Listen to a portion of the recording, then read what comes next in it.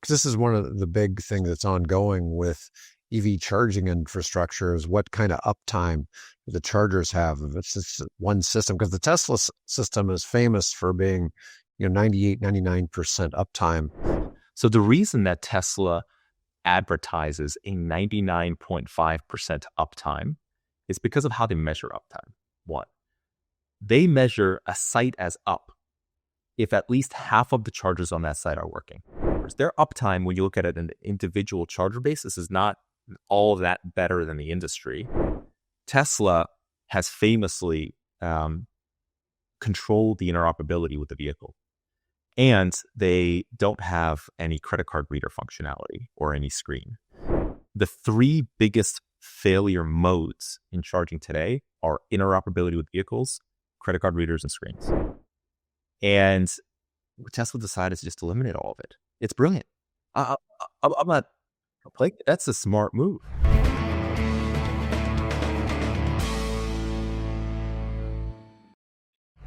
Hi, I'm David with EV World News. So I'm here today with our special guest, Arcady Sosinov. I hope I'm saying that right, with Tritium. Pleasure to have you here, Arcady. How's it going today? Thanks, David. You did say it right. It's going well. I am excited to be on the podcast. Because this is one of the big things that's ongoing with EV charging infrastructure is what kind of uptime the chargers have. If it's just one system, because the Tesla system is famous for being 98, 99% uptime at their charging, whereas the rest of the industry seems to be at like 78%. How is this affecting uptimes? Yep, there's a couple of different ways to answer this question. So the reason that Tesla advertises a 99.5% uptime is because of how they measure uptime. One, they measure a site as up if at least half of the chargers on that site are working. So if 50% of the chargers on an individual site are down, they still consider that as 100% uptime. And when you build a big site like Tesla, that's an advantage, right? So that's why you can state very high uptime numbers. Their uptime, when you look at it on an individual charger basis, is not all that better than the industry, but they have very big sites. So when a charger is down, just move to the next one. Yeah, well, that's kind of the thing. It's like 1 in 5 people, when they go to try to charge on a non-Tesla charger, tend to not actually be able to charge their car at that location. And so you're just saying that at Tesla, if that occurred, they just moved to the next power jack. It's one of many reasons. So one, it's typically with third-party charging sites, not Tesla, you have a couple of chargers, 4 chargers, maybe. Sometimes with Electrify America, you'll see 6 chargers.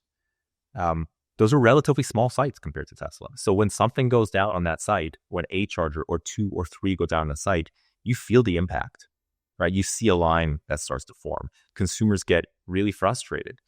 And so that's one problem. Build bigger sites, you have less reliability concerns. That's a bit of where our technology allows an operator to go. 2, Tesla has famously controlled the interoperability with the vehicle. And they don't have any credit card reader functionality or any screen. The 3 biggest failure modes in charging today are interoperability with vehicles, credit card readers, and screens. And Tesla decided to just eliminate all of it. It's brilliant. I'm not like, that's a smart move. Now they are being pushed in some of these public funding situations to actually put credit card readers, but that's a huge part of the failure and why people can't get a successful charge. So that they increase reliability even more so by eliminating those 3, what I'd say, high failure rate components. Right, that's another important thing to note here. And that the last piece is then how do you measure uptime? It's not just when hardware fails, it's how fast you respond. In the world of engineering, you have something called the mean time between failure, MTBF. That's how long it takes a component to fail on average. And then you have something called mean time to repair, MTTR. How long does it take you to then go out to site and repair that component? What I would argue is Tesla's mean time between failure on components is no different than anybody else's mean time between failure on components. but they have a robust service network. People in vans with parts that go out to sites. Famously, you might have heard about this recently. In my backyard in Massachusetts, a site was vandalized, burned to the ground. Right. Within 1 week, Tesla had that site back up and running, replaced all the chargers. That is incredible service. And it is a huge contributor to why the uptime and reliability of the Tesla Supercharger network feels as great as it does. And it does feel great. It does feel great. In the world of third-party charging operators, and you all know who they are, right? Their names are on the equipment. Sometimes they're retail or sometimes they're pure play charging operators. That service is not as fast today, right? So you have this layered component of reliability. You have both the interoperability of vehicles. You have these components, credit card readers and screens that tend to fail.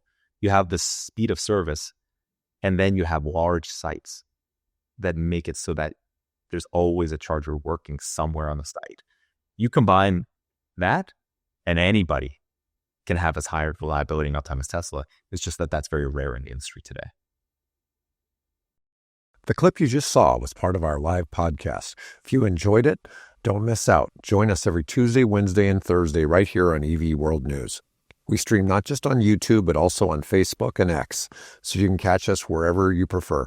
If you found this content valuable, don't forget to like, subscribe, and to share to help us grow.